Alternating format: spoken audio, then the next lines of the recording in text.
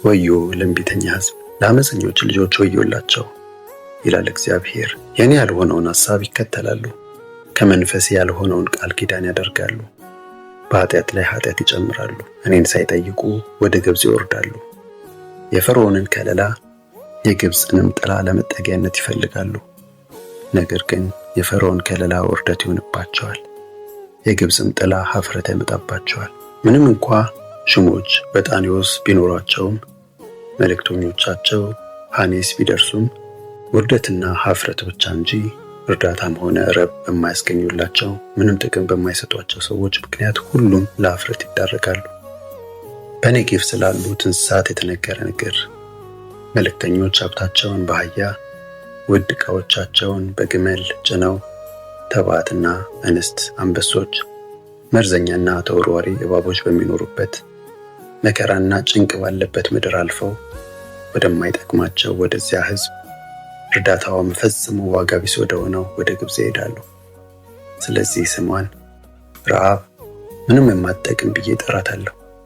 አሁንም ሂድ፣ በሰሌዳ ላይ ጻፍላቸው፣ በጥቅልል መጽሐፍ ላይ ከተብላቸው። ለሚመጡትም ዘመናት ለዘላለም ምስክር ይሆናል። እነዚህም የእግዚአብሔርን ትእዛዝ ለመስማት የማይፈልጉ አመፀኛ ሕዝቦችና አታላይ ልጆች ናቸው። ባለ ራእዮችን ከእንግዲህ ራእይን አትዩ ይላሉ፣ ነቢያትንም እንዲህ ይላሉ፣ እውነተኛውን ትንቢት ከእንግዲህ አትንገሩን፣ ደስ የሚያሰኘውን ንገሩን፣ የሚያማልለውን ተንብዩልን።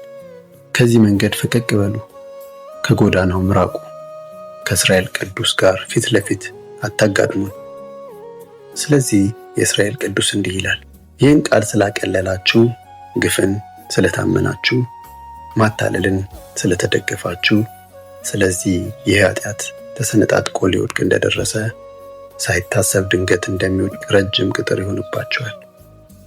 ከስብርባሪዎቹም መካከል ለፍም መጫሪያ ለውሃ መጥለቂያ ገል እስከማይገኝ ድረስ ምንም ሳይቀር ክፉኛ እንደሚንኮታኮት የሸክላ ዕቃ ይደቃል።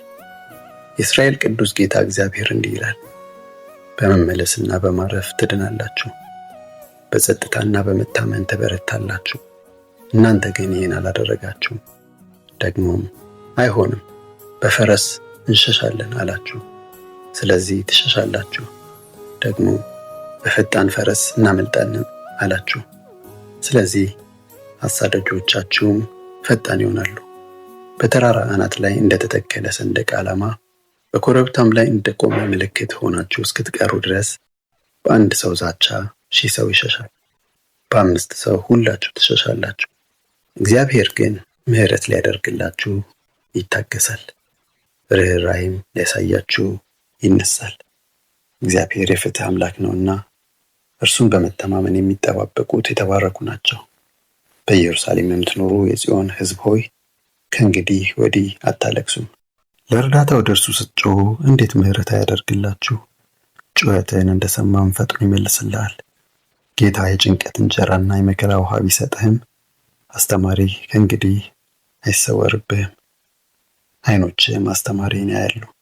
ወደ ቀኝም ወደ ግራ ዘወር ብትል ጆሮህ ከኋላ መንገዱ ይህ ነው፣ በእርሱ ሂድ የሚል ድምፅ ይሰማል።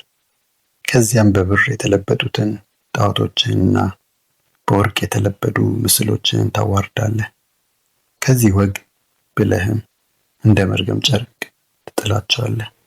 በምድርም ለዘራኸው ዘር ዝናብን ይሰጥሃል፣ ከመሬትም የሚገኘው ፍሬ ምርጥና የተትረፈረፈ ይሆናል። በዚያን ቀን ከብቶችህ በትልቅ ሜዳ ላይ ይሰማራሉ። የእርሻ በሬዎችና አህዮች በመንሽና በላይዳ የተለየውን ገፈራና ድርቆሽ ይበላሉ። በታላቁ የእልቂት ቀን ምሽጎች ሲፈርሱ በረጅም ተራራ ሁሉና ከፍ ባለውም ኮረብታ ሁሉ ላይ ወራጅ ወንዝ ይፈሳል። እግዚአብሔር የሕዝቡን ስብራት ሲጠግን ያቆሰለውንም ሲፈውስ ጨረቃ እንደ ፀሐይ ታበራለች። የፀሐይም ብርሃን እንደ 7 ቀን ብርሃን 7 እጥፍ ይደምቃል። እነሆ የእግዚአብሔር ስም ከሚነድ ቁጣ ጥቅጥቅ ካለና ከሚትጎተጎል የጢስ ደመና ጋር ከሩቅ ይመጣል። ከንፈሮቹ ቁጣን የተሞሉ ናቸው፣ ምላሱም የሚባላ እሳት ነው። እስትንፋሱ እንደሚጠራርግ እስከ አንገት እንደሚደርስም የውሃ ሙላት ነው። መንግስታትን በጥፋት ወንፊት ያበጥራቸዋል። በሕዝቦችም መንጋጋ መንገድ የሚያስት ልጓም ያስገባል። በሌሊት የተቀደሰ በዓል ስታከብሩ እንደምትዘምሩ ትዘምራላችሁ።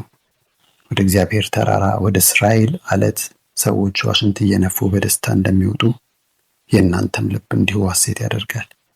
እግዚአብሔር በሚነድ ቁጣና በሚባላ እሳት በወጀብና በነጎድጓድ በበረዶም ድንጋይ ግርማ የተሞላበትን ድምፁን ሰዎች እንዲሰሙ አድርጎ ያሰማል። ክንዱም ስትወርድ ያሳያቸዋል።